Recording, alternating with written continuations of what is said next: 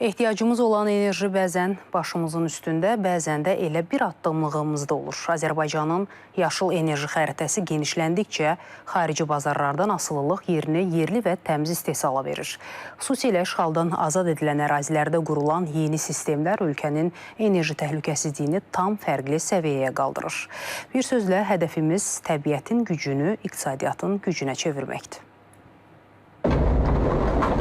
Azərbaycanda 2030-2032-ci illərə qədər ümumi gücü 6-8 giqavat olan bərpa olunan enerji layihələrinin həyata keçirilməsi planlaşdırılır. Artıq bu istiqamətdə ilkin mərhələ üzrə işlər sürətlə davam edir. 2027-ci ilin sonunadək isə təxminən 2 giqavat gücündə yaşıl enerjinin ölkənin elektrik şəbəkəsinə inteqrasiyası nəzərdə tutulur.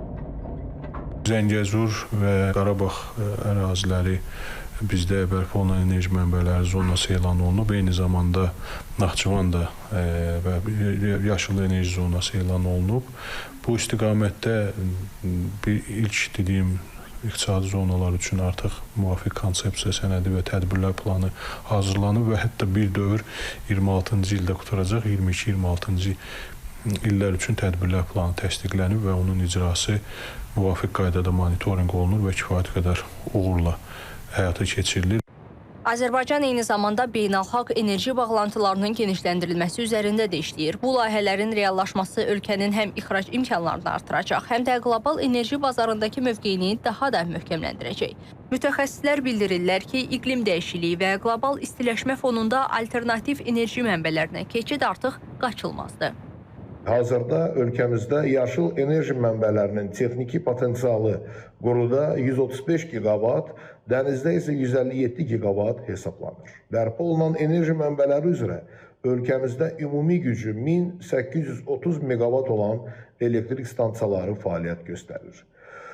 Bərpa olunan enerji mənbələri ümumi enerji gücünün təxminən 19%-ni təşkil edir.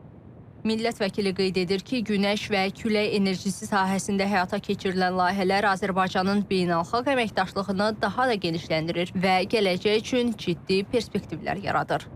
Bu layihələrin icrası isə gələcəkdə hər il ölkəmizdə istehlak olunan təqribən 537 milyon kubmetr təbii qaza qənaət edilməsinə və atmosferə atılan karbon qazı emissiyasının 1 milyon 54 min ton azaldılmasına gətirib çıxaracaqdır. Eyni zamanda məlumdur ki, Azərbaycan enerjiyə olan tələbatını 100% özü ödəyir və istehsalçı ölkədən artıq enerji ixrac edən ölkəyə çevrilmişdir. Beləliklə, yaşıl enerjiyə keçid istiqamətində atılan addımlar Azərbaycanın enerji strategiyasında yeni mərhələnin əsasını qoyur. Məqsəd isə aydındır. Ölkənin zəngin günəş, külək və hidroenerji potensialından maksimum səmərə ilə istifadə etmək və dayanıqlı enerji gələcəyini təmin etməkdir.